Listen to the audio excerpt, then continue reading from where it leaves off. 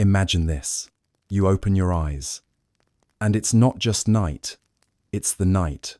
A night that doesn't end tomorrow, or next week, or even next month. For humans 60,000 years ago, there were winters where the sun disappeared behind ash, storms, or ice, for months at a time. No Netflix, no flashlights, just cold, black sky, and the sound of your own stomach growling. But here's the strange part. Against all odds, people survived. They didn't just sit around sulking in the dark like teenagers after a power outage. They engineered ways to live through what was basically the worst camping trip in history. Entire families learned how to stretch a single spark of fire for weeks, how to tell stories in caves so creepy you'd think Stephen King was the landlord, and how to laugh at the absurdity of being alive in a world that really seemed like it was trying to kill them. And tonight, we're going to travel back there, slowly, calmly, with enough detail to make your brain cozy while your eyelids grow heavy. This isn't just history, it's survival bedtime theatre. Along the way, expect quiet moments, dramatic landscapes, and yes, occasional jokes. Because if the humans of the Ice Age could giggle while sitting in a frozen mammoth hide, I think you deserve a smile while drifting off too. So get comfortable, pull up that blanket. Let's step into the long night, the one that swallowed the sky, tested humanity, and somehow gave birth to us. The air bites differently when the sun has been missing for weeks. Imagine the cold seeping into everything, not just the ground beneath your feet, but the marrow in your bones. 60,000 years ago, long before skyscrapers, iPhones, or even the concept of hot cocoa, people opened their eyes to a world where the line between night and day simply vanished. There was no soft sunrise to mark time, no golden rays spilling across valleys. Instead, there was only a heavy, endless dark that felt like the sky itself had given up. It is in this suffocating landscape that early humans tried to piece together some version of life. Their stage was vast sheets of ice stretching beyond sight, rivers frozen solid, and winds sharp enough to make your eyebrows regret being born. But the true star of the show was absence. The absence of light, the absence of growth, the absence of comfort. Yet, there is something oddly soothing about picturing it. The silence of snow muffling footsteps, the stillness of an earth wrapped in its own shadow. People huddled close in caves, their breath clouding in the air like miniature ghosts, whispering and listening to the crackle of a fragile fire. The sun might have been gone, but the imagination was very much alive. They filled that black canvas overhead with stories, explanations, and jokes. Because even when you're one mammoth away from freezing to death, you can't stop humans from being, well, humans. Someone in the group probably quipped, "Don't worry, the sun is just on a bathroom break," and everyone laughed nervously while checking the fire again. What's remarkable is that our ancestors didn't just survive these extended winters of darkness, they adapted. They became experts at slowing their movements, conserving calories, and recognizing the faintest shift in the air that told them whether the ice was hard enough to walk on or thin enough to send you plunging into a very unpleasant bath. The lack of sunlight disrupted everything. Sleep cycles became unpredictable, moods sank, and the sense of time unraveled. Imagine trying to remember how many days have passed when your only clock is a smoky fire in a damp cave. But this is where something deeply human kicked in. Rhythm created by community. If the sky refused to give them morning and night, then they invented their own. Someone would say, "Let's all sleep," after 3 fire logs burn out. And just like that, the tribe had a new sense of order. It wasn't perfect, Sometimes the logs burned faster than expected. Sometimes they were too damp, but it was something to cling to. The sensory experience of that darkness is hard to overstate. Imagine stepping outside and seeing nothing. Not the faint glow of a distant town, not a horizon line, not even the comfort of knowing which way East Island, just black. The kind of black where your own hand in front of your face feels like it belongs to a stranger. But sometimes the sky surprised them. During rare breaks in the storm or shifts in cloud cover, the stars emerged, billions of them, sharper than any modern city dweller could imagine. In those moments, the darkness wasn't empty at all. It was alive. And that beauty, that reminder that the universe was still there, may have been what kept them going. Because as terrifying as endless night is, it also inspires awe. Humans are strange creatures. We can be freezing, starving, and terrified. But give us a clear view of Orion, and we'll start whispering myths that last for millennia. Still, beauty didn't put food in the belly. With no sunlight, plants struggled, and with fewer plants came fewer animals.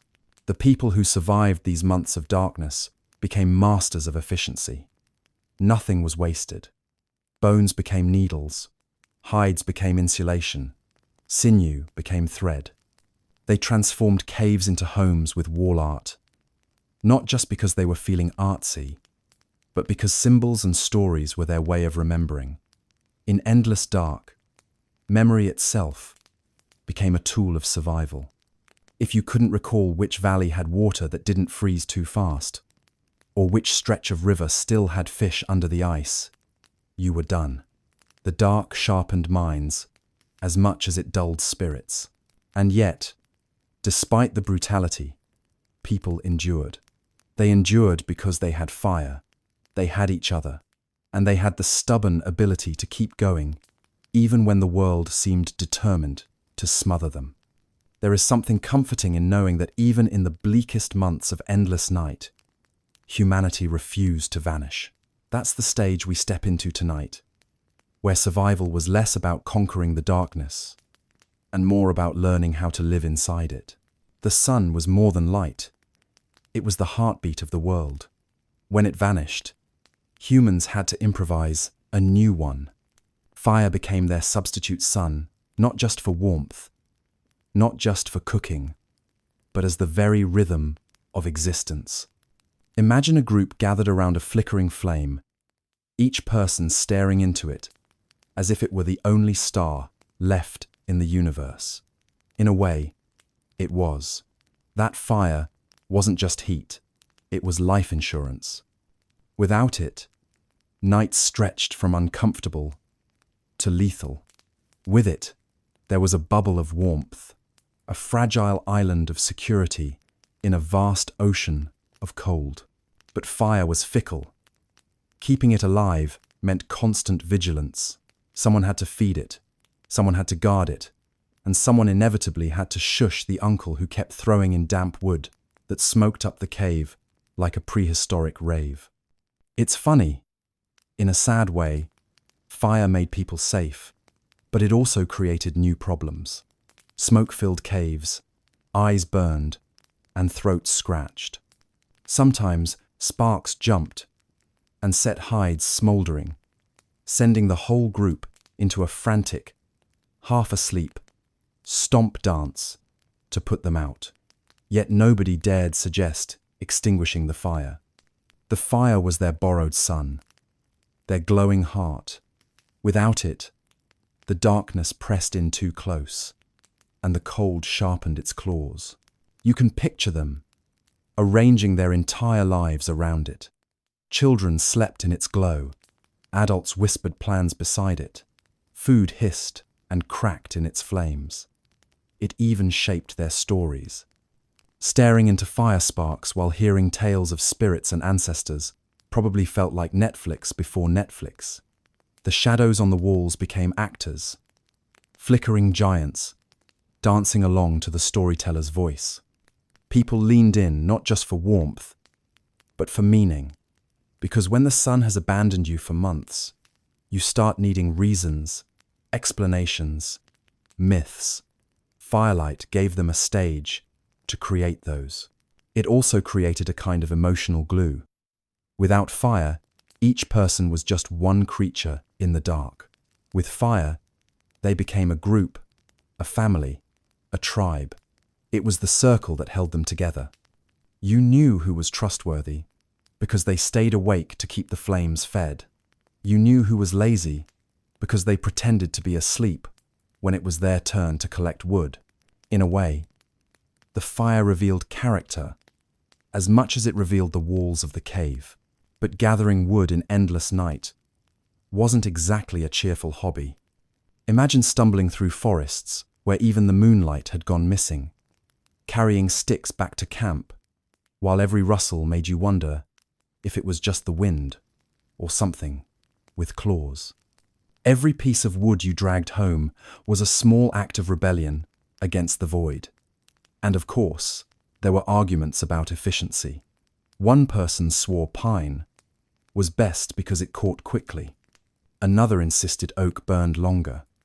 And the elder, sitting in the corner, probably grumbled that kids these days didn't know how to stack logs properly. It's the same conversation people have about the best kind of barbecue charcoal, just with higher survival stakes. The psychological effect of that circle of light cannot be overstated. Outside, infinity.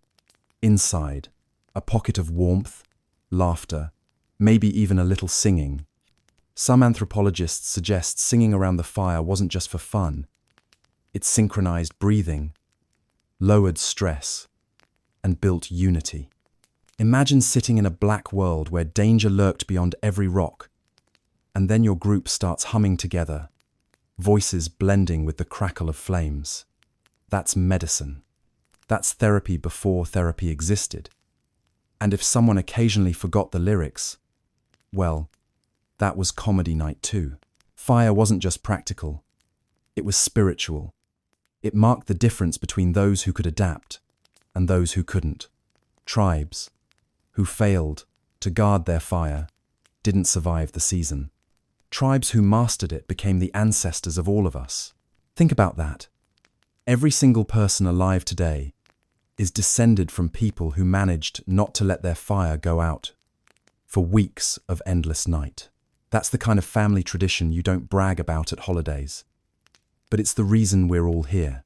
So when the darkness pressed down hardest, fire was their anchor. It was the light they trusted, the heat they cherished, the tiny reminder that the sun might return one day. And if you've ever stared at the glow of a candle and felt calmer, safer, more human, that's their legacy reaching across 60,000 years. The first moments of realizing the sun was gone must have been surreal. At first, perhaps, people told themselves it was just a bad storm, or that the morning would be a little late, like someone oversleeping their alarm. The sky was heavy with ash or clouds, and they waited, shivering, staring toward the horizon, for the pale gold that usually broke the endless black. But dawn never came. The air stayed the same, damp, frigid, and thick, with the smell of smoke or ice. What had always been the most reliable event in existence, the rising of the sun, simply refused to happen. Imagine the confusion. These were people who had no calendars, no wristwatches, no weather apps to check. They measured life by cycles. Sunrise meant the hunt. Sunset meant sleep. Children were reassured by light. Adults planned every action around it. And suddenly, that clock just stopped ticking. The first day without light must have felt strange, but survivable. The second day began to feel like a warning. By the third, a deep unease spread through the group. Parents whispered, glancing at their children, who stared wide-eyed into the gloom. The elderly muttered prayers or told stories about spirits swallowing the Sunday. Every explanation was both terrifying and oddly comforting, because even in chaos, people crave a reason. And yet, humans are practical even when scared. They adapted their rituals almost instantly. If there was no sunrise, then they would invent their own. Someone would strike two stones together, sparking a fragile light, declaring, "Here is our dawn." Maybe they laughed nervously. Maybe they believed it sincerely. What matters is, they turned the absurdity of endless night into something they could cope with. Imagine a father trying to soothe his child, saying, "Don't worry, the sun is just taking a nap. A really, really long nap. Like when your uncle fell asleep after too much fermented berry juice."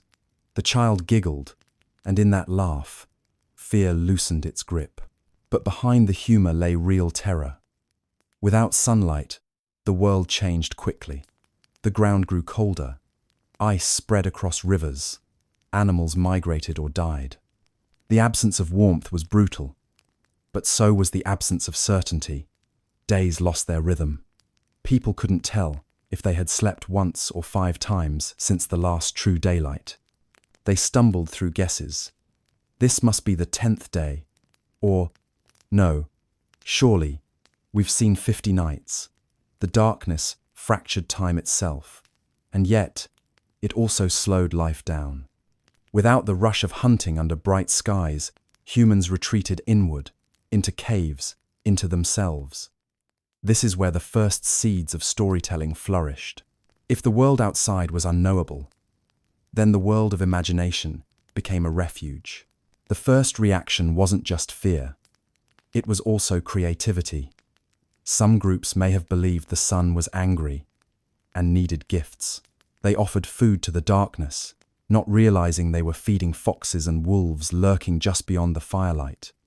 Others believed the world was ending, so they sang louder, danced harder, and embraced life while they could.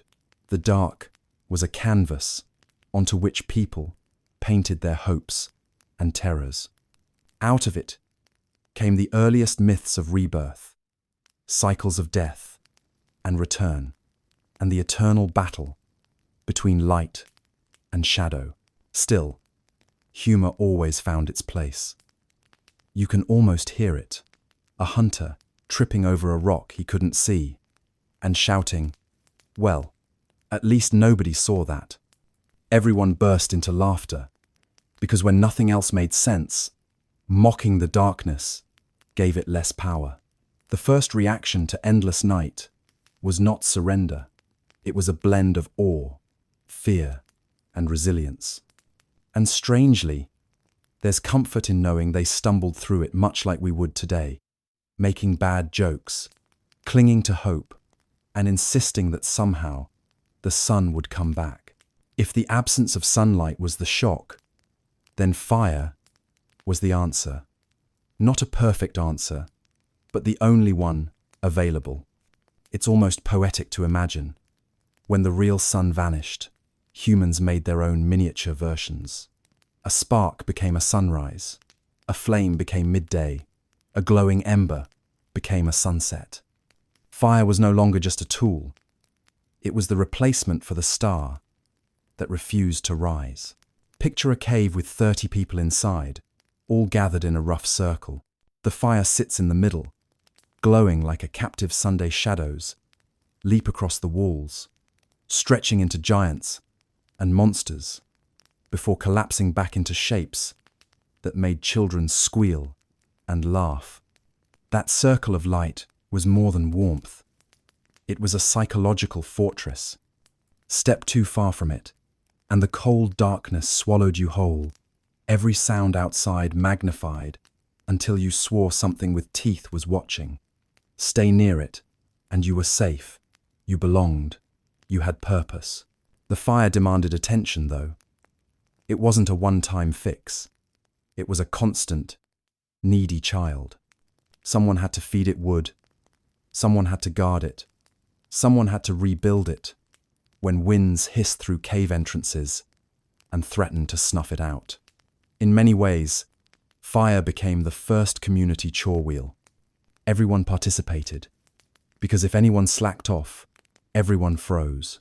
And of course, arguments sprouted. One person insisted pine caught faster, another swore oak lasted longer. Someone threw in damp wood and filled the cave with choking smoke. Others complained the flames were too high and dangerous, while a child tried to sneak a burning stick like it was a glow toy. Managing fire wasn't just survival, it was comedy, tragedy, and drama rolled into one glowing centerpiece. Yet the presence of fire also redefined relationships. It was the place where plans were whispered, where food was shared, where children learned from their elders. Evenings weren't just about surviving the dark, they became about weaving meaning into it. Think about it. You sit, staring into flames, and your mind begins to wander. Suddenly, you're telling a story about ancestors, hunting mammoths, or about why the stars twinkle, or why the sun might be hiding. Fire wasn't only heat. It was imagination, fuel. The glowing coals pulled myths from people's lips, shaping traditions, and giving everyone something larger than fear to cling to. There was also singing. Early humans likely sang, not because they were bored, but because it created rhythm, synchronized breathing, and reduced stress. Imagine the hum of voices blending with the crackle of burning wood, echoing softly against cave walls. For a moment, the endless dark outside didn't feel so endless. It was transformed into a concert hall, a sanctuary. Even jokes made their rounds. Someone missang a line. Another pretended to howl like a wolf. Laughter spread, and suddenly the cave was alive, not just with firelight, but with joy. But the fire was also sacred. Some groups may have believed it contained the spirit of the sun itself. Losing it meant disaster, not just physically, but spiritually. That's why some tribes carried embers with them, wrapped in moss or bark, glowing like relics. Those tiny coals were worth more than gold, because they were continuity, proof that the sun still existed in some form. Without fire, the dark pressed in too close, and hope grew thin. With fire, even in the coldest, bleakest months, there was a heartbeat to gather around. And so the campfire became the literal substitute for the Sunday. It marked time. It created community. It revealed character. It gave humans a reason to laugh, to tell stories, to survive another day in a world that seemed determined to erase them. When you stare at a candle flame today and feel oddly calm, that's not just coincidence. It's an inheritance. It's the memory of people who stared into flames 60,000 years ago, whispering, "This is our sun now," and finding the courage to keep living through the longest night. There is something magical about the way laughter sounds in darkness, when the sun has vanished, when the cold presses in, and when every crackle outside the cave might be a predator, sneaking closer. A laugh feels like defiance. 60,000 years ago, humor was not just entertainment, it was a survival tool. Imagine sitting in a cavern where the firelight stretches shadows tall as trees against stone walls. Everyone is tense, clutching their furs tight, listening for danger. Then someone coughs in that exaggerated way people do when they want attention, clears their throat, and mutters something like, "Well, at least now, I don't have to wake up early for hunting anymore. Can't be late if the sun never rises." The group erupts in chuckles. It's not that the joke is clever, it's that it punctures the dread. Humor in those moments was medicine. Scientists today talk about endorphins, about stress hormones easing when people laugh. But back then, no one needed the science. They only needed the relief. A laugh meant you were still alive, still human, still able to connect with others, even when the world outside wanted you gone. And laughter, in darkness, echoes. It bounces off cave walls, turns into music. It warms the chest in a way even fire struggles to. Storytelling worked hand in hand with humor. When the dark dragged on endlessly, stories filled the silence. Some were cautionary tales. Don't wander too far from the fire, or the spirits of the night will snatch you. Others were heroic epics. Once, there was a hunter who chased the sun until he caught it, tied it with sinew, and promised to release it only when his children were safe. And some, undoubtedly, were ridiculous. A grandmother might tell of a woolly rhinoceros that got its horn stuck in a tree and had to be rescued by mice. Children laughed. Adults laughed too, though they tried to hide it. But in those giggles was a release of fear, a reminder that not every noise in the night was doom waiting to pounce. Sometimes it was just the world being clumsy. Think about it. Darkness makes imagination louder. Without daylight to distract, every little sound, every little movement of flame becomes a story. Someone hears dripping water and jokes. Ah, the cave spirits are crying again because they lost at dice. Another person points at a shadow on the wall, shaped like a mammoth, and insists it's dancing. Before long, the whole group is laughing at the idea of mammoths, holding nightly dances in the valleys, stomping their massive feet, to music no human could hear. It was absurd, but that absurdity turned fear into something softer, almost playful. Even fear itself became the butt of jokes. A hunter stumbling in the dark might say, "I wasn't scared. I was just testing if the floor was still there." Someone bumping into a cave wall would groan, "Didn't see you there, old friend." The more they joked about it, the less the blackness felt like an enemy. It became part of the comedy routine. The night was long, but laughter carved little windows of light in it, and humor was contagious. One laugh sparked another, until the cave was alive with a chorus of giggles and wheezing chuckles. Children, in particular, were the champions of silly humor. A toddler making funny faces in the firelight, sticking out their tongue until others copied them, could melt the tension of an entire group. Parents sighed, half annoyed, but grateful. Because if the children could still laugh, then maybe the future wasn't as fragile as it felt. This kind of comedy wasn't polished or clever. Nobody was workshopping punchlines for a late-night set. It was raw, impulsive, survival humor, and its power is still with us. When people today crack jokes in hospital rooms, or laugh nervously during turbulence on an airplane, they're echoing those same instincts. Humor is our way of saying, "I know we're scared, but we're scared together, and together, we'll make it." That lesson began, not in theaters, but in caves, in firelit circles, where jokes in the dark were as vital as food or shelter. Now imagine the same cave, the same endless dark, but the laughter has faded because bellies are growling. Food during those months was not feasts and roasted banquets, but a desperate hunt for calories in any form. The world outside was frozen, the plants brittle, the animals scarce. Nothing grew easily, and nothing could be wasted. This was the prehistoric version of a grocery shortage, except the shelves weren't just empty, they were buried under ice. People scavenged relentlessly. Roots and tubers hidden underground became lifelines. Imagine digging through frozen soil with crude tools, scraping at the earth to find a starchy lump that could be roasted into something vaguely edible. It wasn't glamorous, but it was fuel. Seeds, nuts, and dried berries collected during better seasons became treasures. Every handful was measured carefully, parceled out, so the youngest could eat first.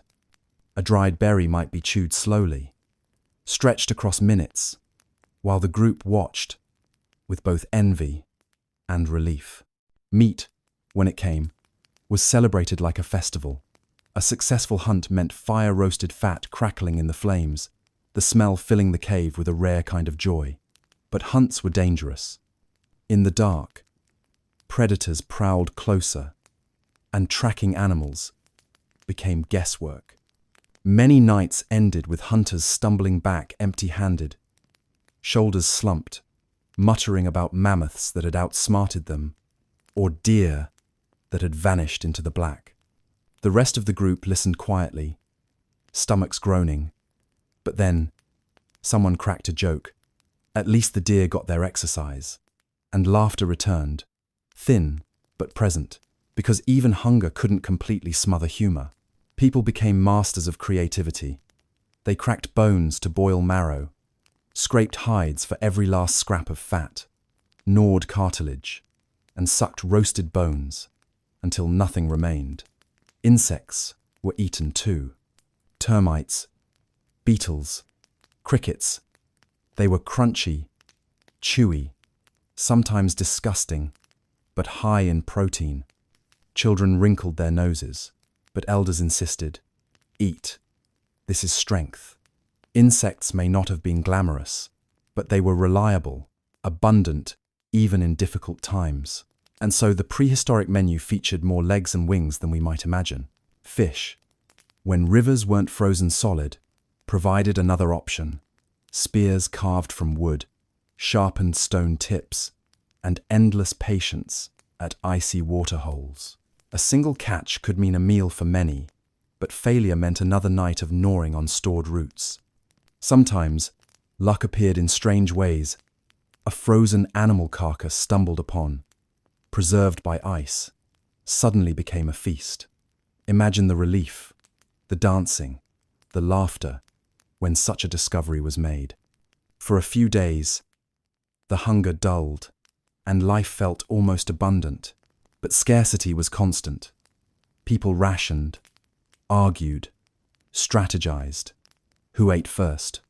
Who ate more? These choices were brutal, but necessary. The weak needed strength to survive, the young represented the future, and the hunters needed energy to bring back the next meal.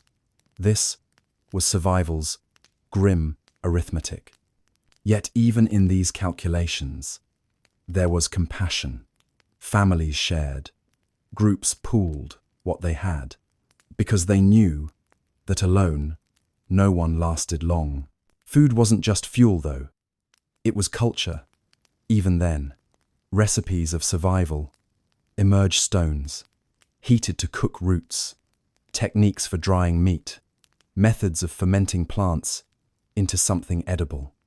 Around the fire, people experimented, shared tricks, argued about taste. One person declared beetles tasted better roasted.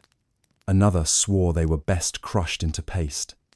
It was prehistoric fine dining, complete with bickering chefs. And despite the misery of scarcity, there were moments of gratitude. A bitter root softened by fire, an insect roasted crisp, a scrap of meat, sizzling it, became more than nourishment. It was hope, proof that even in endless night, the earth still offered life if you were clever, patient, and stubborn enough. Hunger was relentless, but so was the will to endure it. In those caves, people turned survival into an art, stretching scraps into meals, turning desperation into invention. And sometimes, when the fire crackled and a thin broth simmered, someone made the inevitable joke. "Well, at least nobody has to count calories." Laughter followed, thin but genuine, and for a moment, hunger loosened its grip. The Ice Age was not a petting zoo. Every animal you encountered seemed designed to either trample you, bite you, gore you, or all of the above. Even the small creatures carried more teeth than seemed strictly necessary. like nature had gone overboard with its dental budget. For humans trying to survive in months of darkness, animals were both lifelines and nightmares. Some provided food, warmth, or companionship. Others provided scars, screams, and cautionary tales whispered to children before bed. Take mammoths, for instance. From a distance, they were magnificent. Towering beasts with shaggy coats, sweeping tusks, and eyes that looked like they had seen 1,000 winters. Up close, however, they were less majestic Ice Age icon and more 12 tons of grumpy tank on legs. Humans hunted them, but it was never easy. Bringing down a mammoth meant planning, coordination, and a willingness to accept that half your group might get stomped into the snow. And yet, mammoths were worth the risk. A single successful hunt could feed dozens of people, provide hides for shelter, bones for tools, and fat for fire fuel. They were supermarkets on 4 legs. If supermarkets occasionally tried to flatten you, then there were wolves. At first, they were enemies. Packs prowled just beyond firelight, their eyes glowing like twin lanterns, their howls slicing through the night like a warning that you were not the only predator in the neighborhood. Wolves were terrifying, clever, and relentless. But somewhere along the way, a strange thing happened. Instead of just foes, they became allies. Maybe it started with a few bold wolves hovering near camps, scavenging scraps. Maybe a human child dropped a bone, and a wolf pup decided this hairless creature wasn't so bad. Over generations, the lines blurred. Wolves turned into companions, guardians, even partners in hunting. This fragile alliance changed everything, laying the foundation for dogs, our oldest and most loyal friends. Still, in those earliest days, trust must have been cautious. After all, nothing says awkward like inviting a wolf to dinner and realizing you might be the entree. Other animals weren't so easy to befriend. Cave bears loomed over humans, like nightmares, carved into fur and muscle. They claimed caves the very places humans wanted for shelter as their own, and they weren't interested in negotiating. You either found a way to scare one out, or you found another cave. Even lions stalked the frozen plains back then, bigger than today's, and far less interested in your approval. People probably whispered jokes about how everything out here wants to eat us, except the mammoths, and they're just too busy flattening us to try. The humor made the danger bearable, even as claws raked through furs and teeth glinted in the firelight. And yet, animals weren't just threats. They were teachers. Humans watched how predators hunted, how prey migrated, how creatures adapted to the cold. They copied techniques, learned patience, and sometimes stole strategies wholesale. Wolves taught the value of teamwork. Mammoths taught the importance of endurance. Even scavengers, like hyenas, showed humans that persistence, however unglamorous, had its rewards. The animal kingdom was brutal, but it was also a classroom. The lessons were often painful, sometimes fatally so, but those who learned survived. And of course, animals filled stories. Around campfires, humans told tales of mammoths that guided lost travelers, of wolves that howled to keep evil spirits away, of bears that punished greed but rewarded respect. Humor slipped into these stories too. Children laughed at exaggerated imitations of a mammoth sneezing or a wolf pup tripping over its paws. Jokes softened the edges of fear.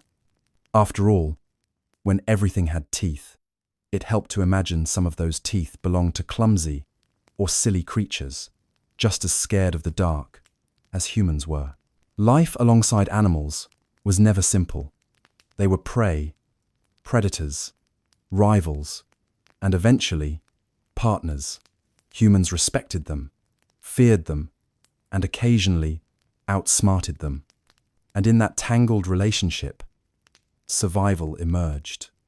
Mammoths fell, wolves lingered, bears roared, and humans, against the odds, endured it all, with a little laughter at the absurdity of living in a world where even rabbits probably looked meaner than you'd like. When the sun disappeared and the nights dragged on endlessly, sleep became more than rest. It became strategy. In a world without clocks, without sunrise to guide waking and sleeping, people invented their own rhythms.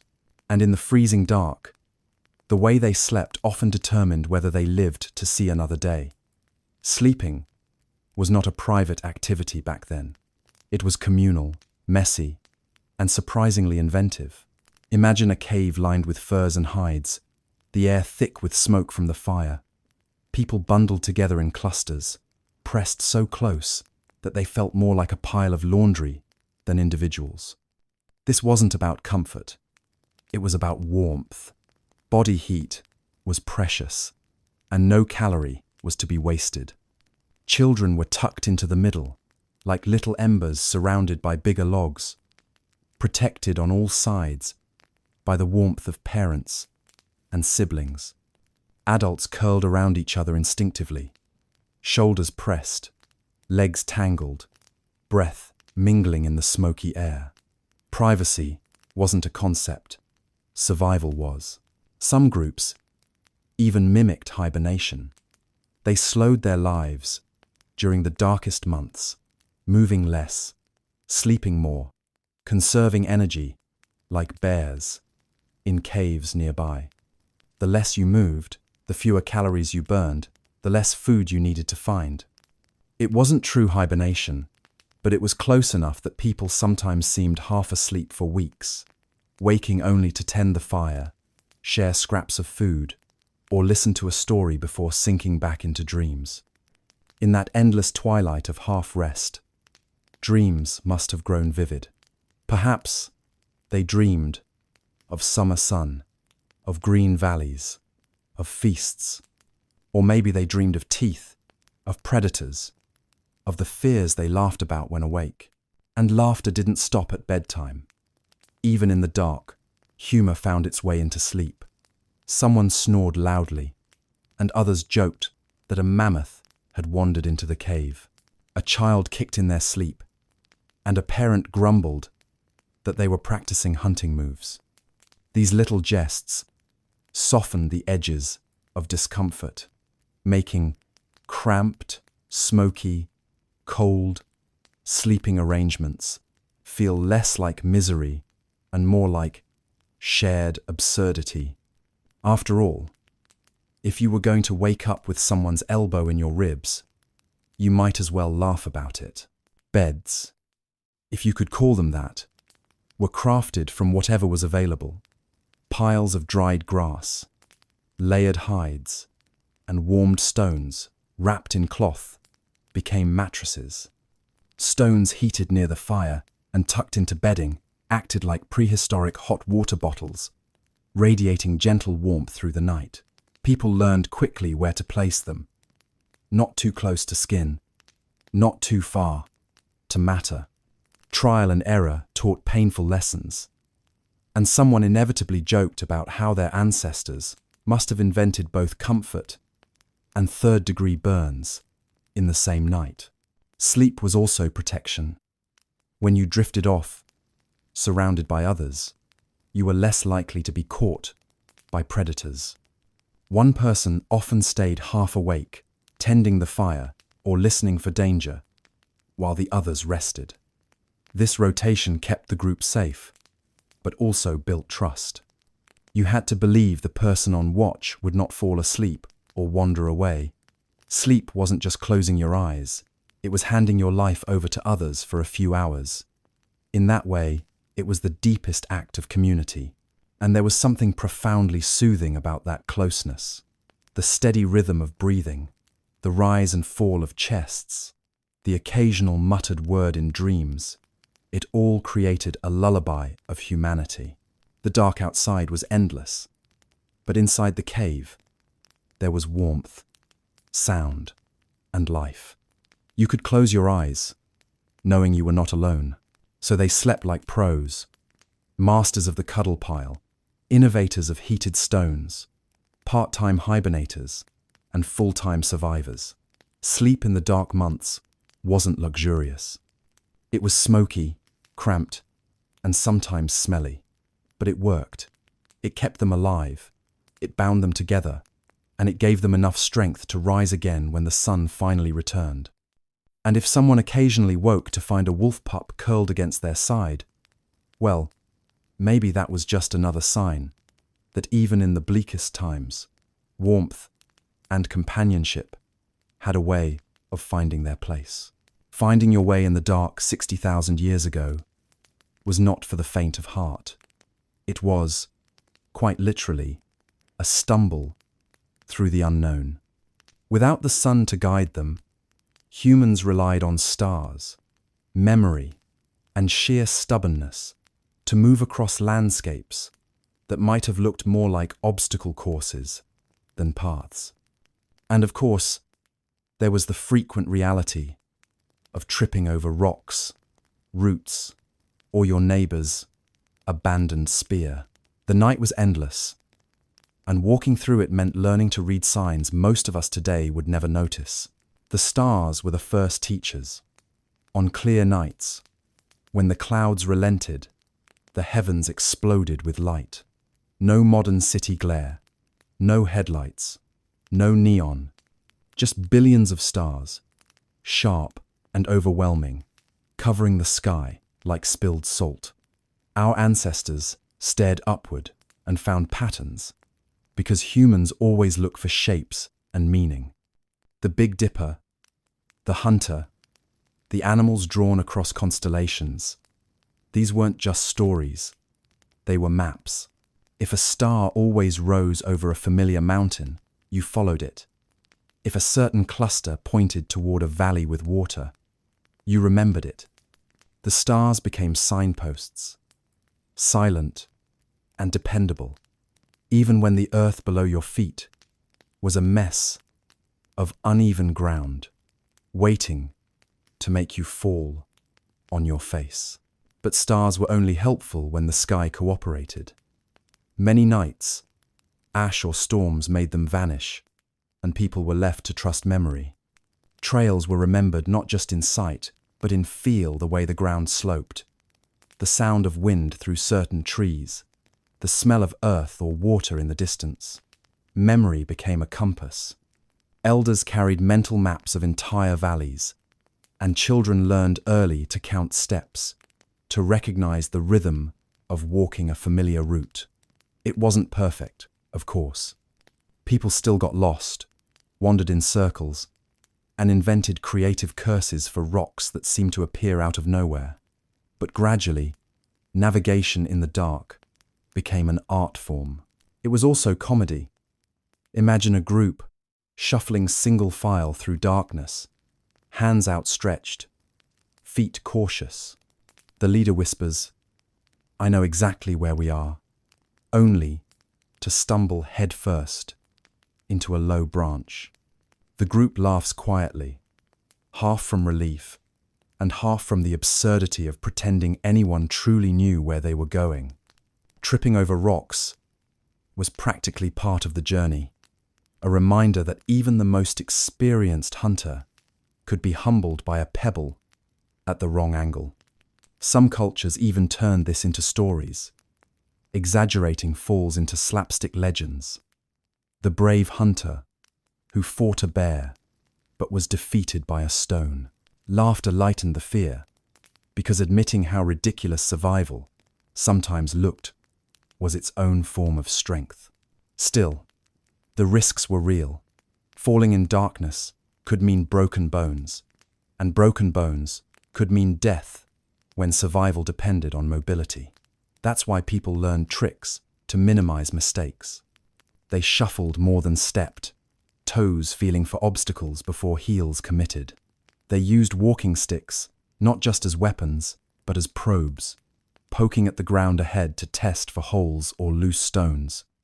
They learned to follow the feel of packed animal trails, because if herds could find their way, maybe humans could too, and when mistakes still happened, they turned into lessons. Remember where your uncle twisted his ankle. Don't step there. Knowledge of every rock, every hidden route, every treacherous slope became shared memory, passed down like treasure. Fire helped too, though sparingly. Carrying torches provided light, but also gave away positions to predators. So often, people walked by feel, by whispers, by trust. Trust in the stars, trust in memory, trust in each other, and perhaps trust in their own stubborn humor, because if you were going to stumble through endless night, you might as well laugh when you hit the ground.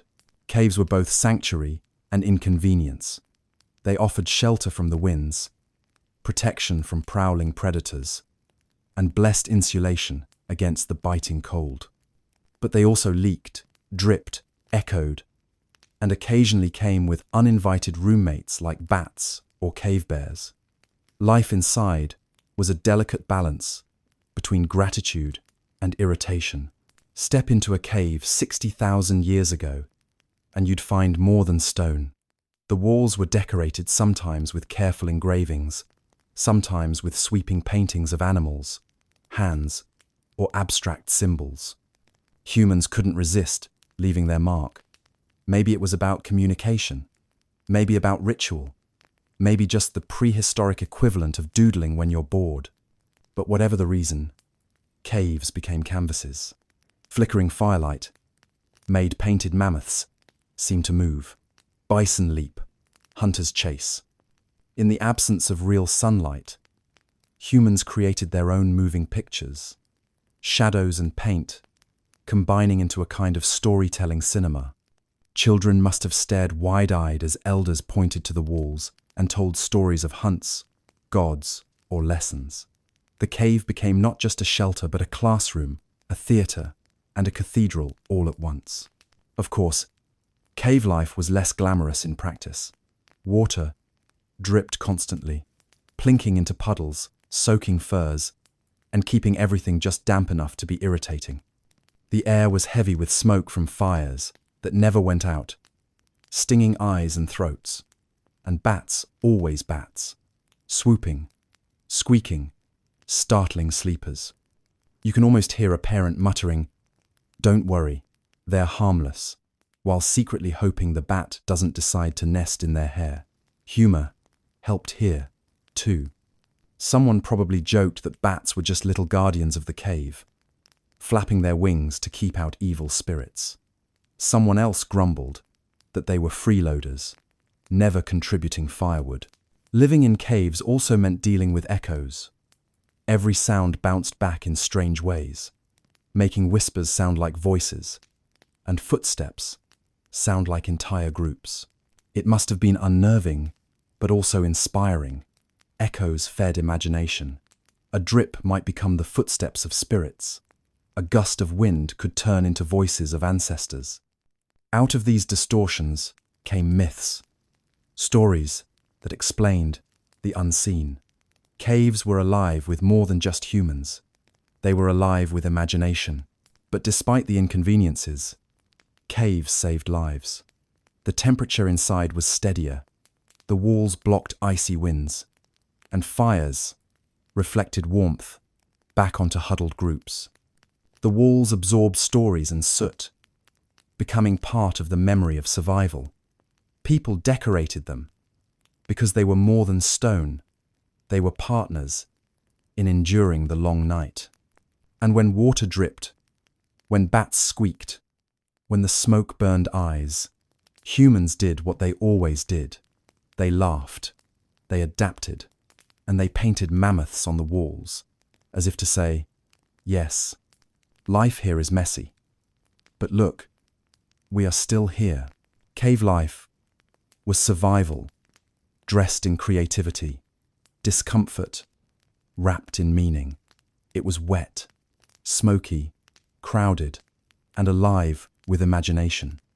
And through all of it, humans made homes where there should have been only stone, and art where there should have been only emptiness. Humans have always been social creatures. But 60,000 years ago, cooperation wasn't a nice extra. It was the difference between life and death. Alone, in the endless night, one person had no chance. A single hunter could not face the cold, defend against predators, fetch wood, gather food, and tend the fire all at once. Survival required many hands working together, like gears in a primitive but essential machine. What we often think of today as friendship or bonding was, back then, simply the mechanics of staying alive. Imagine a group in a cave, the fire burning low. If everyone fell asleep without taking turns feeding it, the embers would die, and with them, the fragile warmth that stood between survival and freezing. So there were watch shifts, people nudging each other awake, in the smoky dark, whispering, "Your turn." It was cooperation in its simplest form. You stay alive because I do my part, and I stay alive because you do yours. Hunting was the same. Large prey could never be taken down by one person. Mammoths, aurochs, even deer required teamwork. Some flushed the animals, others waited in ambush, others carried the spears or cut paths for retreat. Success wasn't about one hero, but about coordination. And when the meat was brought back, sharing it wasn't an act of generosity, it was necessity. If one family hoarded, the others would starve, weakening the group, making them less able to protect the hoarders when predators came calling. Fair division of food was as practical as it was moral. Everyone had to eat enough to keep going, because weak members made the whole group vulnerable. Child rearing was cooperative too. In many groups, mothers weren't the only ones raising children. Siblings, aunts, uncles, even unrelated adults helped. Babies were everyone's investment, the future of the tribe. You didn't roll your eyes when asked to carry a child well. Maybe you did, but you still carried them. A single pair of parents couldn't keep their children safe through long winters alone. Everyone pitched in. In this way, early humans invented the village long before they invented villages. And laughter, storytelling, even rituals were cooperative acts. When one person told a story to keep spirits up, they weren't just entertaining, they were managing the group's morale. If fear got out of control, panic could spread, leading to bad decisions. A joke, a myth, a song, all of these were survival strategies. Someone tripped on a root? Yes, that was a painful bruise, but it also turned into a funny tale around the fire, a reminder to watch your step next time. Humor was the glue that bound people, reinforcing the idea that no one faced the absurdities of survival alone. But cooperation also meant conflict resolution. People fought, of course they did. Imagine being trapped in a cave for weeks on end with the same faces, the same smoky air, the same growling stomachs. Tempers flared. But unlike today, where you might storm off to your own apartment, back then, there was nowhere to go. You couldn't slam the cave door dramatically. It was everyone's cave. So people developed ways to cool down disputes.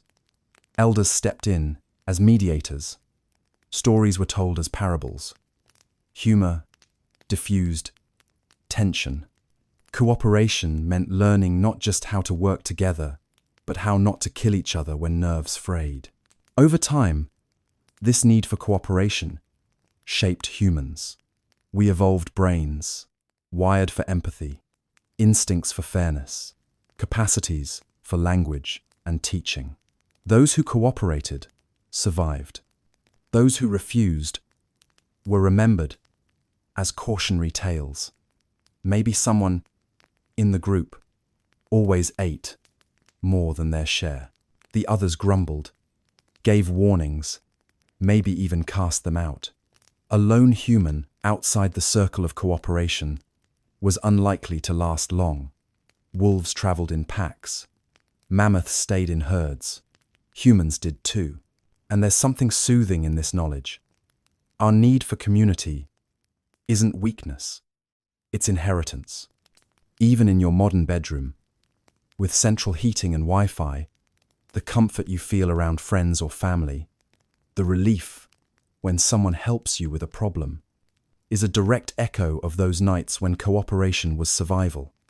Back then, community meant life. And maybe, around those fires, someone leaned back, stretched, and joked, "Well, at least if I die out here, I won't die alone." And the group laughed, because that was the truth. Alone, no one survived. Together, they could outlast even the longest night. The human body is stubborn, but it has limits. In the cold, in the absence of sunlight, warmth was the constant obsession. Without it, muscles froze, fingers stiffened, and spirits cracked. People didn't just want to be warm. They had to be warm, or they died. So they invented tricks, clever little hacks that might seem strange today, but were brilliant in their time. Survival was creativity, and nothing demonstrates that better than the prehistoric obsession with staying toasty. Animal hides were the most obvious answer. Every hunt ended not just with food, but with new clothing and blankets. Hides weren't just draped over shoulders. They were layered, stitched with sinew, into coats, boots, and hoods. Fur turned people into walking animals, mimicking the creatures they hunted. A well-made set of hides could keep out biting winds, and people learned quickly which furs worked best. Rabbit for softness, deer for flexibility, mammoth for sheer bulk. Of course, hides were smelly, stiff, and prone to attracting lice. But if your choice was between being stylish or being alive, you picked the one that kept your toes attached. And humor made its way in here too. Someone probably strutted around in a poorly fitted mammoth hide, tripping over the edges, while others laughed, declaring them the latest fashion. But hides were only the start. Stones became tools of warmth. Heated in the fire, wrapped in cloth or moss, they were slipped into bedding, radiating heat through the night. These were the first hot water bottles, the prehistoric version of cozy luxuries. People learned to balance the heat too cool, and they were useless, too hot, and they burned through hides. Stories likely circulated of the cousin who fell asleep hugging a stone and woke up with scorch marks. Everyone laughed, then made a mental note to wait a little longer before placing the rocks in bed. Mistakes were teachers, but they were also comedy fodder. Even the ground was manipulated for warmth. Pine boughs and dried grasses were layered under sleeping spaces, creating insulation against the frozen earth. Some groups dug shallow pits and lined them with furs, creating little nests that trapped body heat more effectively. Children were piled into the warmest spots, protected from drafts, while adults endured the edges. And of course, people relied on each other. Huddling wasn't just for affection, it was engineering. Bodies pressed together created heat, and the more bodies, the warmer the pile. Jokes probably flew about who had the coldest feet, or who snored loudest in the cuddle heap.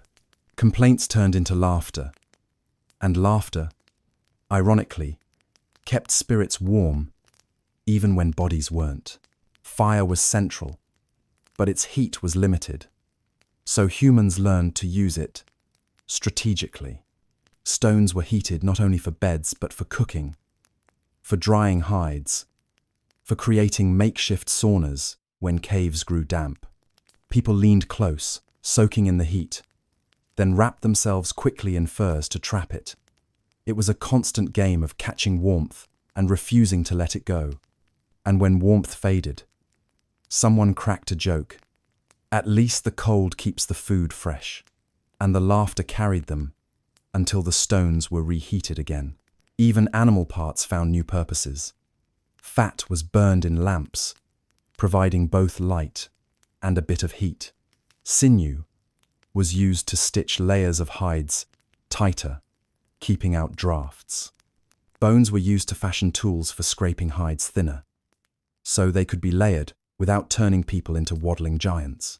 Every scrap of an animal became part of the warmth arsenal, a testament to human ingenuity. And still, the cold was relentless, so people invented rituals to fight it. Songs, dances, even silly movements to keep circulation going. A group might stamp their feet together in rhythm, turning necessity into entertainment.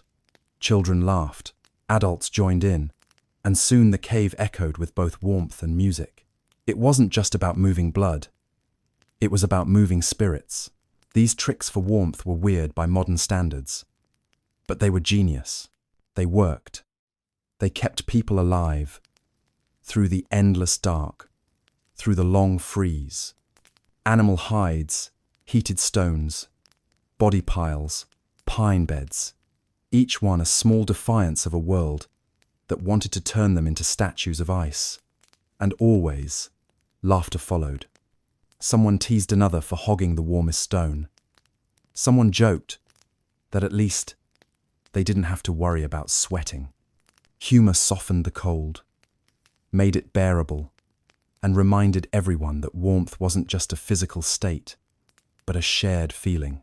The absence of light did not only change how people ate, slept, or stayed warm, it changed how they thought. When the world was swallowed by night for months, stories grew to fill the gaps. Silence is never truly silent in a cave. Fires crackle, water drips, bats flutter, winds moan through cracks in the stone. Each sound begged for explanation.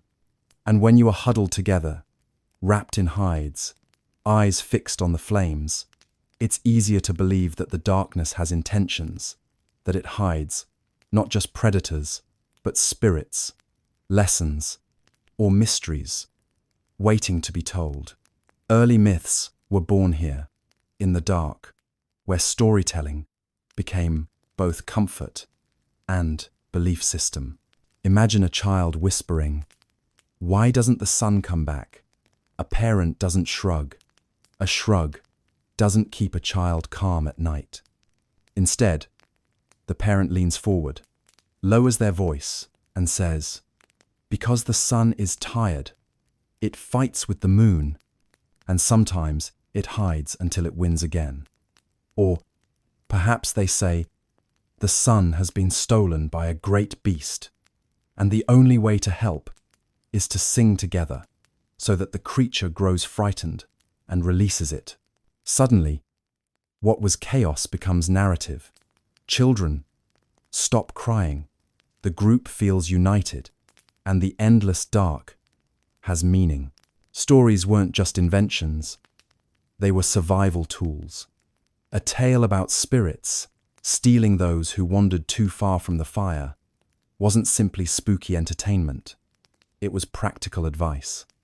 A child might laugh at the description of a clumsy spirit that tripped over its own feet, but the underlying lesson was clear. Don't wander off, or you'll freeze, fall, or get eaten. Myth was morality, guidance, and sometimes prehistoric comedy routine, all at once. Some myths elevated animals into characters. Mammoths were not just beasts to be hunted. They were ancestors or guardians. Wolves were not just threats. They were messengers of the night. The bear sleeping in the cave across the valley wasn't just a danger, but perhaps a spirit of winter itself, resting until the world thawed. These beliefs shaped how people treated animals, how they hunted with respect, how they spoke about nature as if it were family. Jokes even slipped into the myths. A hunter might claim the sun disappeared because a giant mammoth sat on it. The group laughed, but the image stuck. It became part of the oral tapestry, repeated again and again until it took on its own kind of truth. Darkness inspired awe. Look up at a clear Ice Age sky, and the stars are so sharp they almost hurt to look at. Humans couldn't ignore them. They moved in patterns, some rising when the cold was fiercest, some marking times when herds returned. They were guides, but also characters. Stories grew around them. A hunter chasing prey across the heavens, a family reunited in the sky, animals immortalized in light. When you can't farm, when you can't read, when you can't build monuments, you tell stories about the sky. And every retelling stitched meaning into the dark, turning chaos into order. Even firelight added to the magic. Shadows flickered on the walls, and people swore they saw faces, animals, even spirits dancing in the flames. Those visions weren't dismissed, they were embraced. The dark was alive, and myths gave it a voice. It was frightening, but also strangely soothing. To believe the night had rules was less terrifying than believing it was random. Myths provided those rules, even if they were wrapped in absurdity, and humor was always there, softening the edges of fear. A storyteller might describe the spirit of the night as so clumsy it tripped over rocks and got its foot stuck in a tree. Children giggled, and in that laughter, the fear loosened. Humor didn't cancel belief, it made it livable. People could both laugh and obey the warning. Myths didn't just shape belief systems, they carried survival lessons through jokes, shadows, and starry skies. Accidents in darkness were not rare events, they were daily hazards. Picture yourself stepping outside the cave to relieve yourself, clutching a small burning stick for light. The wind gusts, the flame sputters out, and suddenly you are blind. The ground is uneven, rocks litter every step, and somewhere nearby, the quiet snap of a twig reminds you that predators are never far. One wrong move, one unlucky stumble, and survival is over. The dark was not an empty stage. It was a minefield. People tripped constantly. Roots, stones, uneven ground things, invisible in daylight, became invisible traps in the black. Falling could mean twisted ankles, broken legs, and in that world, an injury wasn't a trip to urgent care, it was a death sentence.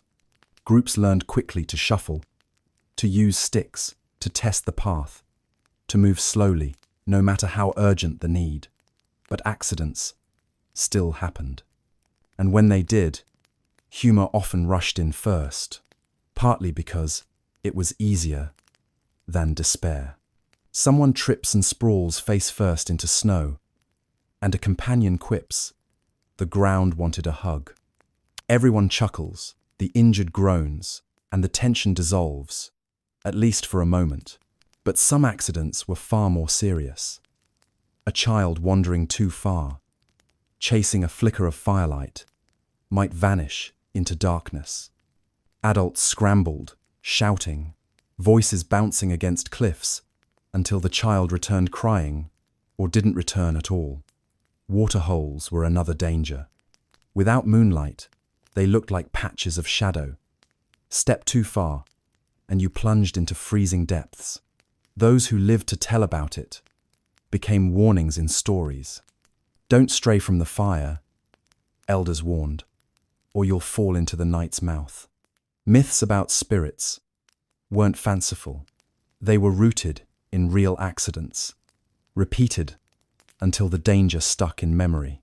Predators thrived on these accidents. A stumble slowed a human enough for wolves to strike. A broken leg meant being left behind or carried awkwardly, draining the group's energy. The darkness was merciless, and yet humans walked into it again and again, because food, water, and fuel demanded it.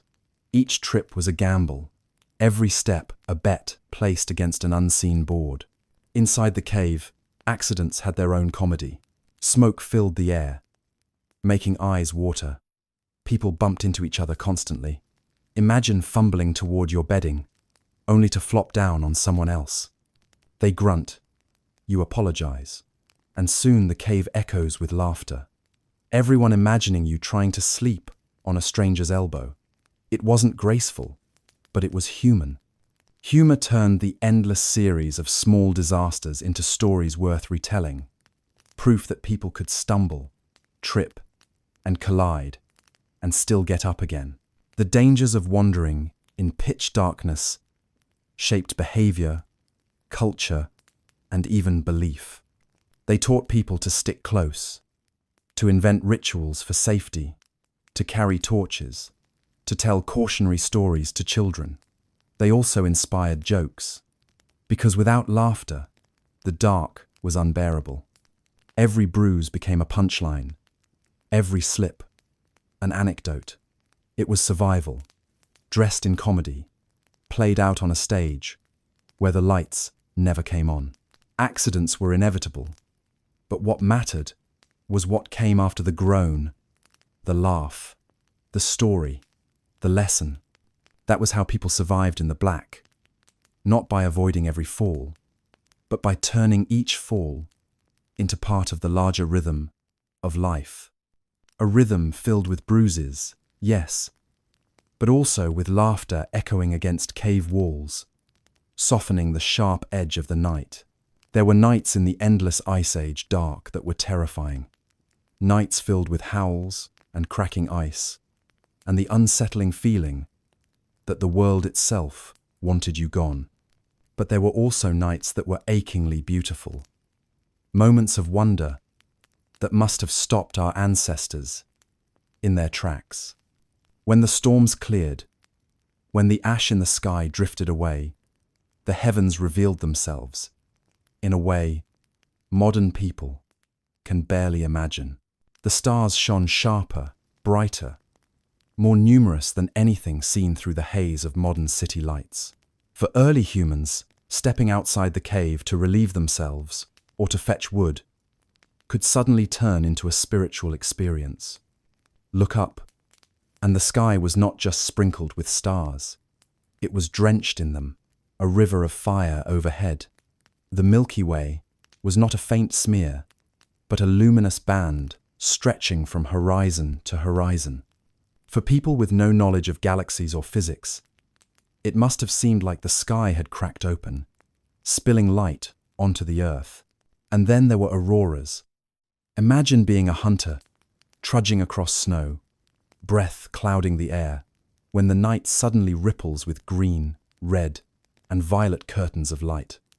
The aurora dances, shifting and shimmering, a living painting across the heavens. No scientific explanation, no talk of solar particles colliding with atmospheric gases. Just magic, raw and undeniable.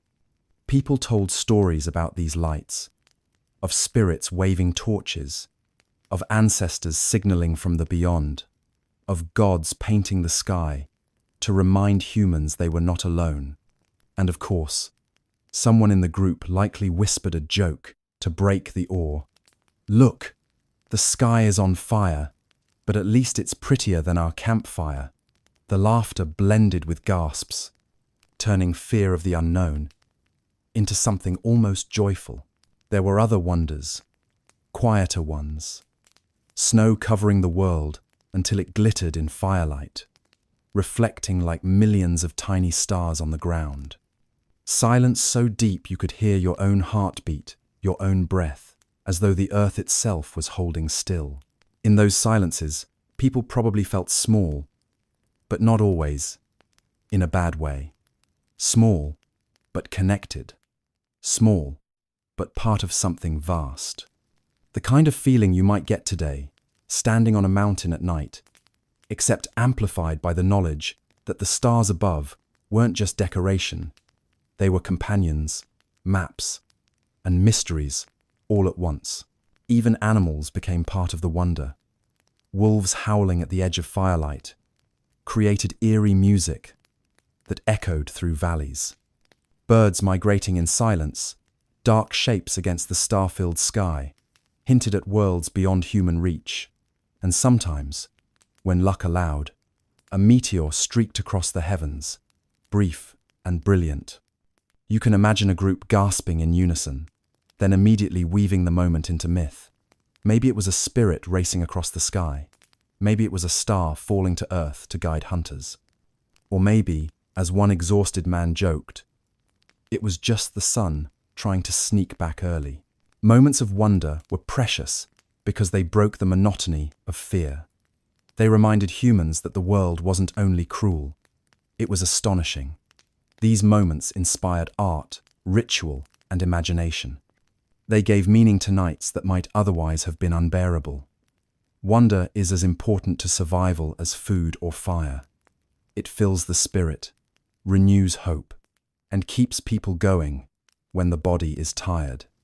And so, in the long nights of the Ice Age, people didn't just cower. They looked up, they marveled, and they whispered stories under blankets of stars, grateful for the beauty hiding inside the dark. Of course, not every night was awe-inspiring. More often than not, it was cold, miserable, smoky, and uncomfortable.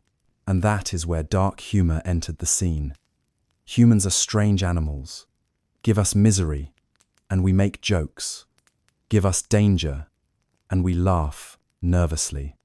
60,000 years ago, sitting in a damp cave with frozen feet and rumbling stomachs, people didn't suppress their misery, they mocked it. They laughed at themselves, at each other, and at the absurdity of trying to survive in a world that seemed determined to trip them up at every turn. Picture this. Someone crouches too close to the fire, singes their fur cloak, and suddenly the cave smells like roasted mammoth mixed with panic. Instead of scolding, someone cracks a line. At least now you're cooking yourself before the wolves get a chance. Laughter erupts, and the tension breaks. The burned cloak is still a problem, but now it's a funny problem. Humor transformed disaster into story, misfortune into shared entertainment. Even hunger became comedy. A child gnaws on a stick pretending it's a bone, and their sibling quips, "Careful, don't eat the furniture." Adults chuckle, shaking their heads, but their own bellies rumble too. They invent silly songs about empty pots, joke about how the wind sounds like it's slurping soup without sharing. The jokes sting because they're true, but that sting is softened by laughter. If you can laugh at your own starvation, you own it, instead of letting it own you. There were jokes about the cold too. Someone wakes up shivering and grumbles, "I think I froze in my sleep," to which another replies, "Don't worry, we'll thaw you out by spring." Exaggeration was the tool, turning discomfort into absurd extremes that everyone recognized. And because everyone was suffering together, nobody felt mocked. The joke was always on the situation, on the absurdity of being tiny humans in a giant frozen world. Dark humor also carried lessons. A story might be told about a hunter who bragged too much, went out alone, and got eaten. The tale was grim, but the telling might exaggerate his last words into something ridiculous, making the group laugh. The lesson stuck: don't be reckless, but without sending everyone into despair. By wrapping warnings in humor, people could pass down wisdom without breaking morale. Even death was sometimes met with humor.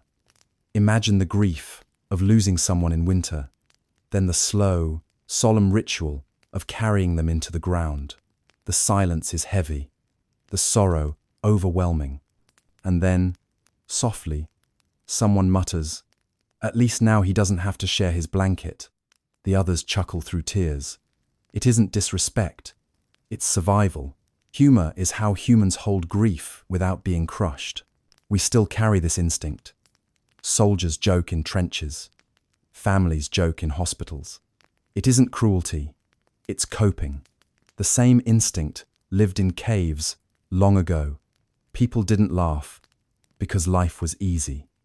They laughed because life was hard. Dark humor gave them a way to keep dignity, to push back against despair, to show the night that no matter how long it lasted, it couldn't silence human voices.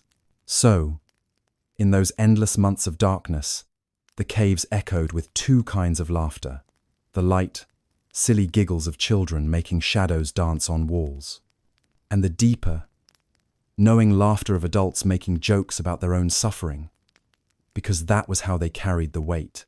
Humor didn't make the cold warmer or the hunger softer, but it made the spirit stronger. And sometimes, that was enough to survive until morning, or whatever counted as morning, in a world where the sun refused to rise. For months, the world had been swallowed by blackness. The fire in the cave became the only reminder that light even existed.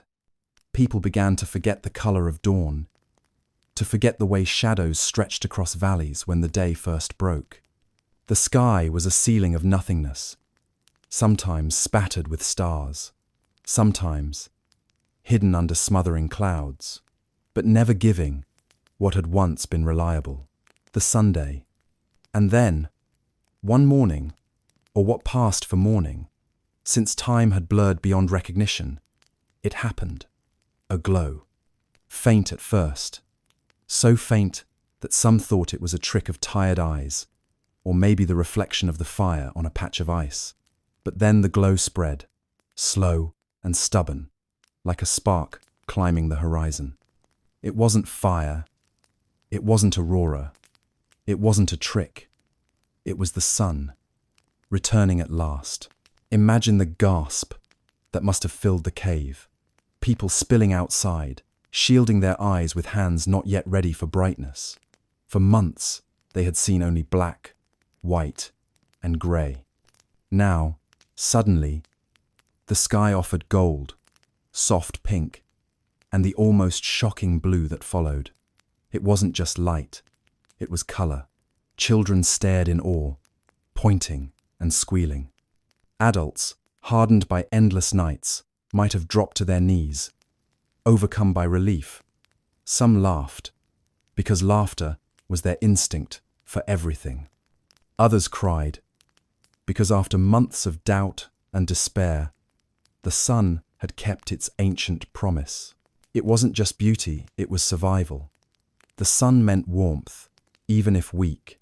It meant plants might grow again, animals might return in greater numbers, water might flow instead of freeze. It meant the rhythms of life, the waking, the hunting, the gathering could return to something familiar. The return of the sun was not simply a celestial event. It was reassurance that the world still worked. That order had not collapsed completely.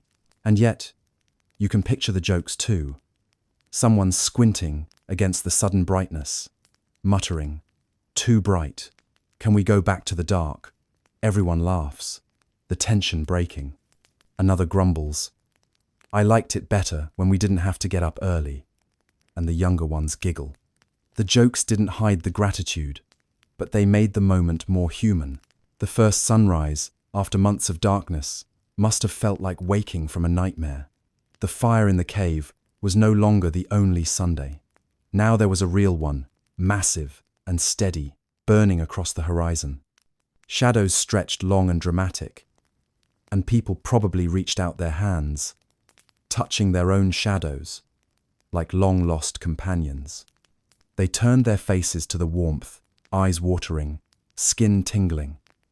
It was not just heat, it was healing. Even animals reacted. Birds sang more loudly than anyone remembered. Mammals stirred, shifting in their winter dens. Wolves howled less, distracted by the strange brightness. The world responded, as if relieved, as if life itself had been waiting for this signal. And in that moment, humanity and nature shared the same feeling, the return of possibility. Stories bloomed instantly. Elders explained that their songs Their rituals, their firekeeping, had coaxed the sun back. Children were told that their laughter scared away the spirits that had stolen it. Hunters claimed their courage had brought the light home. Everyone wanted to be part of the miracle, because to be part of it was to be bound to survival itself.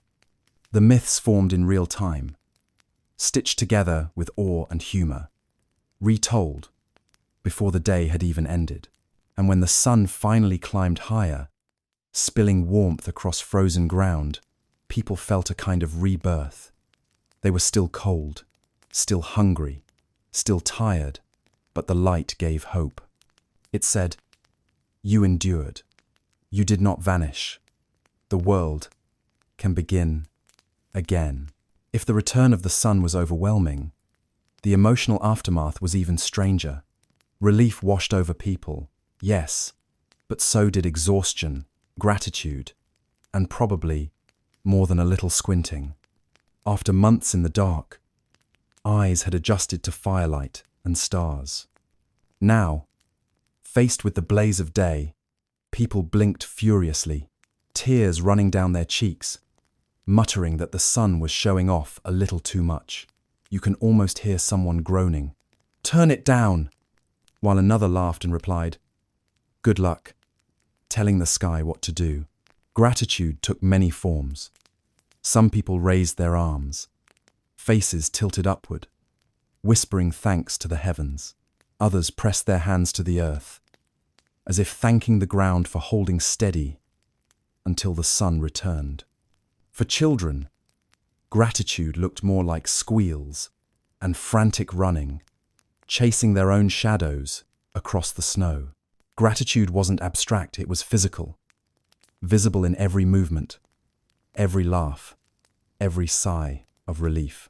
The emotional release was immense. Imagine carrying fear for months. The fear that maybe the light would never come back. The weight of that uncertainty pressing on every breath, every night. And then, suddenly, the fear evaporates. That release would have been almost dizzying, a collective exhale so deep it must have felt like lungs had doubled in size.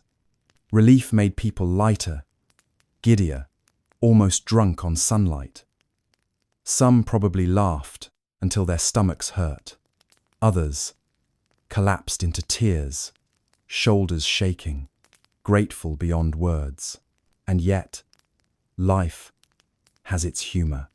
People squinted so hard against the sun, they stumbled over rocks, blinking and shielding their eyes. "So bright," someone grumbled. "I miss the dark already." Another teased. "Don't worry, give it a few days, and you'll be begging for shade." The jokes softened the transition. After all, going from endless black to sudden blinding light was its own kind of shock. But gratitude lingered beneath every jest. Food would return, animals would move more freely, children would grow stronger. The endless night had not broken them. Instead, it had made them resilient. Every person carried scars from the darkness, whether physical, emotional, or in the shape of new stories whispered around the fire, but they also carried pride. They had survived what seemed unendurable. The squinting became a symbol. Children pointed at adults shielding their faces and giggled. "Look, the sun makes you cry." And indeed, it did, tears of both discomfort and joy. The group laughed together, sharing in the awkwardness of adjusting. It was another reminder that humans face even miracles with humor, because humor makes everything easier to hold. The emotional aftermath was not just about relief, but about renewal. With light came a sense of forward motion. People could plan hunts again, explore valleys, collect plants, repair tools with more precision. Everything seemed possible again. And yet, beneath that energy was a quiet vow to remember the darkness, to respect it, to tell stories of it, so future generations would know what it meant to endure. Gratitude was not fleeting. It sank deep, becoming part of belief systems, rituals, and myths. So the aftermath was a mixture: relief, gratitude, awkward, blinking, and the humbling realization that even after months of fear, life had a way of continuing. People squinted, stumbled, joked, prayed, and laughed. The darkness was gone. The sun had returned, and humanity, battered but unbroken, stood blinking at the light, promising never to take dawn for granted again, at least not until the second day, when someone groaned, "Too early. Can we go back to bed?" And laughter filled the air once more. The long night, that endless season, when the sun abandoned the world, was more than a trial of endurance. It was a teacher. Every scrape of flint against stone, every carefully rationed scrap of food, every whispered story told to calm a frightened child was part of the curriculum. Humanity was being tested not for strength alone, but for adaptability, creativity, and the stubborn ability to laugh when laughter seemed impossible. From that darkness came lessons that shaped who we are, lessons about resilience that remain etched in our bones, even now. The first lesson was that survival is never a solo act. A single person could not stand against the cold. Cooperation was the only way through. The long night demanded sharing of warmth, of food, of stories. It taught that resilience is a group effort, not just an individual quality. You endured not because you were the strongest, but because you leaned against others and let them lean on you. That pattern of survival became an instinct, one we still carry today in our craving for community, our relief at finding connection, our instinct to joke together when things feel unbearable. The second lesson was that fear loses its teeth when you mock it. The dark was terrifying, yes. But once people began making jokes about it, once they told stories that turned shadows into bumbling spirits, the night became less of a monster and more of a companion. The ability to laugh at misery didn't erase the misery, it made it manageable. That resilience through humor carried forward into every age. Soldiers in trenches telling jokes, families in hospitals whispering laughter between tears. It all echoes back to the caves. Resilience is not the absence of fear. It's the willingness to chuckle anyway. The third lesson was resourcefulness. The long night made waste impossible. Every scrap of hide, every bone, every ember mattered. People learned to heat stones, to layer grasses, to stitch clothing with sinew, to make broth from bones so thin they looked useless. They discovered that resilience wasn't brute force, it was invention. It was looking at a frozen world and thinking, there must be something here we can use. That habit of creative survival became the foundation of human ingenuity, the spark that eventually led to art, agriculture, even the gadgets that now sit on your nightstand, humming quietly in the dark. The fourth lesson was patience. Months without sun stretched time into something elastic, unbearable in its slowness. People had to learn to endure boredom, to slow their bodies, to hibernate in spirit, if not in body. They learned that not every battle is won quickly. Sometimes resilience is simply waiting, conserving, refusing to quit, even when progress feels non-existent. That ability to outlast difficulty is still with us, though now we practice it in traffic jams, in long meetings, in nights when sleep refuses to come. The long night taught that survival can be quiet, not just dramatic. Sometimes it's nothing more than refusing to give up. And the last, most profound lesson was gratitude. When the sun finally returned, when warmth touched skin again, people wept, laughed, and squinted against brightness. The return of light was not just a natural event, it was a revelation. The darkness taught them what it meant to lose everything. And in that loss, they discovered how much even small comforts mattered. That kind of gratitude was survival too, because when you can feel wonder and joy even after misery, you have the energy to keep moving. Resilience is fueled by hope, and hope is sparked by gratitude. So the long night, as cruel as it was, gave humanity its backbone. Cooperation, humor, resourcefulness, patience, gratitude. These became our inheritance. They remind us that resilience is not glamorous. It is smoky caves, shared blankets, jokes in the dark, and stubbornness against despair. It is the quiet voice that says, "Keep going," even when every bone aches to stop. And it is the shared laughter that makes that command feel possible. Now, thousands of years later, we live surrounded by light.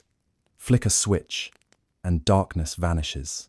Press a button, and a screen glows bright enough to wake the neighbors. Yet in the quiet of bedtime, when the lights are dimmed and you're tucked under a blanket, it's worth remembering what our ancestors endured. They lived through months when the sun abandoned them, when fire was their only sun substitute, when shadows and myths replaced clocks and calendars. And here you are, lying in bed with a lamp at your side, probably not thinking twice about it, until now. Gratitude sneaks in during these reflections. The lamp that you might curse when you stub your toe on it at night is, in reality, a miracle. It is a miniature sun at your command. No need to feed it logs, no risk of smoke filling your room, no scrambling for kindling in a blizzard. You flick your wrist, and light floods the space. Your ancestors would have thought you were some kind of sorcerer, a sun keeper with endless fire in a glass bulb. They would laugh in disbelief. And then, after a moment, they would probably ask if you had any spare blankets. But modern comfort doesn't erase the echoes of the past. Those long nights live inside us. The instinct to huddle close, to tell stories at bedtime, to laugh about our troubles before sleep. All of it is ancient. Even as you drift off now, with your bedside lamp glowing faintly, you are practicing rituals that stretch back to caves. The lamp replaces the fire, your blanket replaces the hides, the hum of your room replaces the howl of the wind. And beneath it all is the same desire to feel safe, to find warmth, to fall asleep, knowing tomorrow will come. There's humor in this reflection too. Imagine explaining to someone from the Ice Age that people today sometimes complain their Wi-Fi went out for 20 minutes. They would stare, blank, and then say, "So, you had light, food, and warmth the whole time, and you were upset because invisible sky magic stopped letting you look at pictures of cats?" The absurdity makes you laugh, but it also humbles. Gratitude grows in those comparisons. The worst night now might involve a power outage where you light a candle and grumble about the inconvenience. For your ancestors, every night was a power outage, and candles weren't an option. Fire was life, and losing it was catastrophe. So as you close your eyes tonight, the glow of your lamp nearby, let that gratitude settle in. Not the heavy, overwhelming gratitude that makes you feel guilty, but the soft, sleep-friendly kind. The gratitude that sighs, "How lucky I am to live now," as your pillow softens under your head. Gratitude for warmth, for light, for blankets that don't smell like mammoth, for food that doesn't involve crunching beetles, for safety that allows you to drift off without keeping one ear open for wolves. And maybe, as you drift into dreams, you'll carry a little of their resilience with you, because life is still difficult. Though, in different ways, we still face long nights of worry, of sadness, of uncertainty. But the same humor, patience, resourcefulness, and gratitude that carried them through the Ice Age can carry you through your own. And the lamp at your bedside, glowing steadily, is not just light. It is a reminder of everything they endured, so you could lie here, safe, warm, and ready to fall asleep. So close your eyes, breathe deeply, and let yourself imagine that glow as your personal little Sunday. Unlike your ancestors, you don't have to coax it to life with sparks or guard it against the wind. It is simply there, humming quietly, promising that the dark will never be endless again. That is enough to be thankful for. And with that thought, you can drift softly into dreams, knowing that even in the longest nights, humanity has always found its way back to the light. And that's where we'll leave our journey tonight. The long night has ended, and for you, I hope a peaceful one is just beginning. Close your eyes, let your thoughts drift, and rest, knowing you're safe and warm. Sleep well, dream deeply, and let tomorrow take care of itself. If you're somehow still awake, there are 2 more stories waiting on the screen. Choose whichever calls to you. And if you'd like more nights like this, make sure to subscribe so you never miss a journey into the dark, strange, and wonderful past. Good night.